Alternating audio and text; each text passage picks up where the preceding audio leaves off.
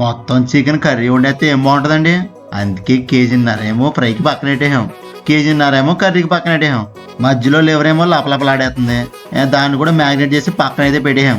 ఇక చికెన్ సంగతి అయితే మన గుంటూరు సుబాని చూసుకున్నాడండి. మరి చికెన్లో కోడిగుడ్డు వేసి ఉండడం మన గుంటూరు సుబాని స్పెషాలిటీ. మరి చేప సంగతి అయితే మన మచిలీపట్నం సాయి ప్రసన్న చూసుకున్నాడండి. మరి నెల్లూరు చేపల పులుసుకి అయితే ఏమాత్రం తగ్గకుండా పెట్టేస్తాడండి మనోడు.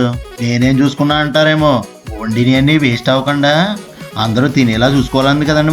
మరి వచ్చిన బాండు బాబులు అందరూ తిన్నారా లేదా అని చూసుకున్నానండి. మరి ఇక మా సాటిలేని సాయిగాడైతే ఎప్పుడులానే కొత్తనే ఉన్నాడండి. మరి ఎప్పుడు చూసినా ఇదే పనిరా, కొంచెం కూడా బోర్ కొట్టదు. మా ఊడికి బోర్ కొట్టదులేండి. మా అనిల్గడైతే 2 కత్తులు తీసుకొని ఫ్రూట్స్ మొత్తం కట్ చేసేస్తున్నాడండి.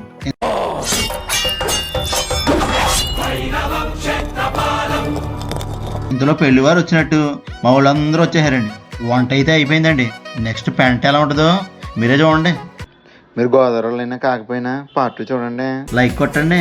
అలాగే మరి వీడియో నచ్చితే షేర్ చేయండి. ఇలాంటి వీడియోలు ఇంకా కావాలంటే సబ్స్క్రైబ్ చేసుకోండి. మరి మళ్ళీ కలుద్దామండి. బాయ్ అండి. మరి